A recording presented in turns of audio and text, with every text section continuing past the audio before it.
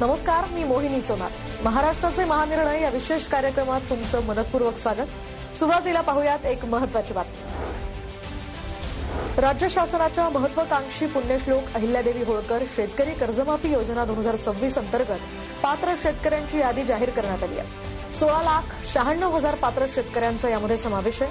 उर्वरित पात्र शेतकऱ्यांच्या याद्याही लवकरच प्रसिद्ध करणार अशी माहिती सहकार मंत्री बाबासाहेब पाटील यांनी दिली आहे. निसर्गाचा लहरीपणा, सततच्या दुष्काळामुळे राज्यातील शेतकरी कायम आर्थिक संकटात असतो. या दुष्टचक्रातनं बळीराजाला कायमचं बाहेर काढण्यासाठी राज्य शासनानं पुण्यश्लोक अहिल्यादेवी होळकर शेतकरी कर्जमुक्ती योजना राबवण्यास सुरुवात केली आहे. 25 जुलै रोजी या योजनेची पहिली यादी जाहीर झाली आहे. जुनं कर्ज माफ होऊन शेतकऱ्यांना एका दिवसातच नवे पीक कर्ज मिळणार आहे.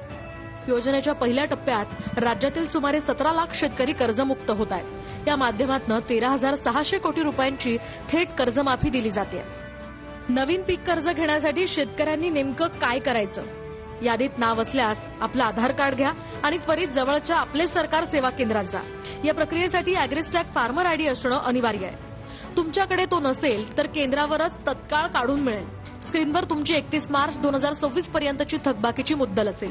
ती अचूक असल्यास बायोमेट्रिक देऊन आधार प्रमाणीकरण पूर्ण करा.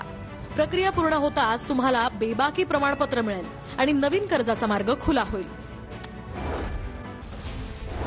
मुंबईतील वरळी डोममध्ये मुख्यमंत्री देवेंद्र फडणवीस यांच्या हस्ते ड्रग्ज फ्री मुंबई या अभियानाचा शुभारंभ पार पडला.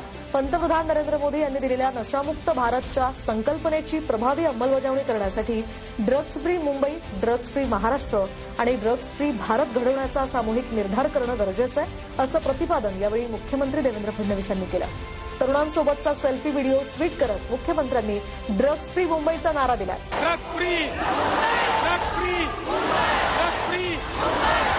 जिथे सिंथेटिक ड्रग तयार होतात, त्याचे जे काही इन्ग्रेडियंट्स आहेत ते जिथनं येतात, अशा सगळ्या ठिकाणी या संदर्भातली कारवाई, कॉलेजेसच्या आजूबाजूला, शाळांच्या आजूबाजूला जे लोक अशा पद्धतीनं विक्रीचा प्रयत्न करतात त्यांना जेरबंद करणं आणि त्यांचे लिंकेजेस शोधून काढून त्यांचे जे आका आहेत त्या आकांना त्या ठिकाणी त्या छेदणं, अशा पद्धतीनं सगळ्यांनी मिळून जर आपण काम केलं तर माझा विश्वास आहे पुढच्या काही 2, 3, 4 वर्षामध्ये आम्ही ड्रग फ्री मुंबई तयार करू आणि ड्रग फ्री भारत देखील तयार करू.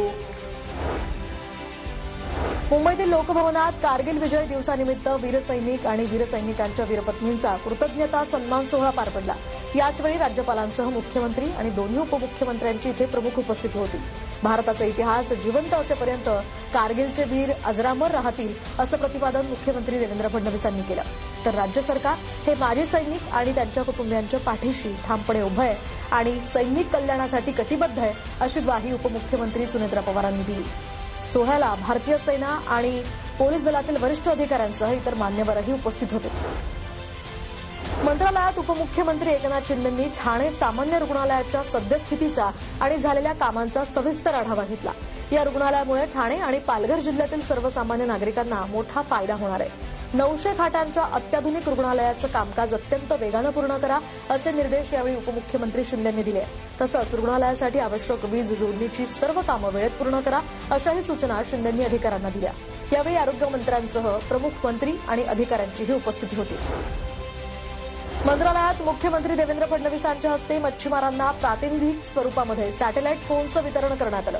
या सॅटेलाईट फोन्समुळे मोबाईल नेटवर्क नसलेल्या भागात सुद्धा संपर्क साधणं शक्य होणार आहे. मच्छीमारांच्या सुरक्षिततेसाठी राज्य सरकारनं हा पुढाकार घेतलाय. यावेळी मंत्री नितेश राणेंसह इतर प्रमुख मान्यवरांचीही उपस्थिती होती. सह्याद्री अतिथीगृहावर मुख्यमंत्री देवेंद्र फडणवीसांच्या अध्यक्षतेखाली पुण्यातील प्रमुख वाहतूक प्रकल्पांच्या नियोजनासंदर्भात उच्चस्तरीय आढावा बैठक पार पडली आहे. पुणे शहर आणि परिसरातील वाहतूक कोंडी सोडवण्यासाठी उच्च क्षमता उन्नत सामूहिक वाहतूक मार्ग, रिंग रोड आणि बोगद्यांचे जाळे हे 3 प्रकल्प राबवणार आहेत.